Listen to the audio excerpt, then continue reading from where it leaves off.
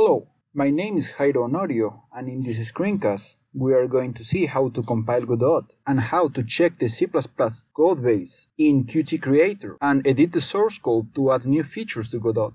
The first thing we are going to need is to check the requirements for platform. In our case is Windows. So we go one by one through the requirements and download Visual Studio, Python, Pywin, that has to be according to the version of Python, in this case 3.7, and scons. Scons is the build tool that Godot uses to compile the binaries. It's the equivalent of Gradle, Maven, from Java, but for C++. The next step is to get the source code of Godot. So we go to the repository, where we have the option to download the zip file, or we can use Git to clone the repo in our system. For that, we need to copy the clone URL and type git clone and the URL we copied from GitHub in our command line. In my case, I am using the git bash command line for Windows. We have to wait until the cloning is completed, and then to compile the Godot source code, we need to use the compile tool scons. We need to type the command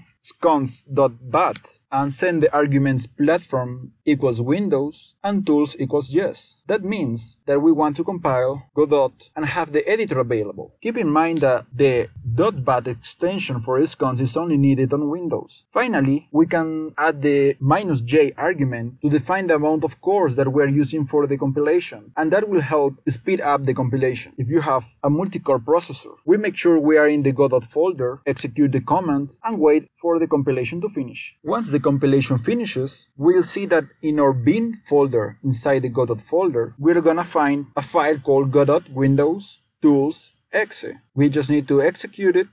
As we can see, right now Godot does not have a way to show the functions that are part of inner classes in the function list, and that's the feature we are going to add right now. To edit the code better, we're going to use Qt Creator. You can get for free. It's a C++ code editor and is the most used editor from the Godot developers. Once we open the Godot folder using Qt Creator, we can start looking at the Godot source code. To make the fix we need, we're going to open the modules directory and head over to the GDScript directory, where we'll find the GDScript editor CPP file that controls the editor. In this case, I found the function that was making the list of functions and created an additional for loop to handle subclasses. To test the changes we just made, we have to open the console again and execute the scons command again. What we'll find is that it will only compile the file that we changed, because scons maintains a cache of all the files that are already compiled.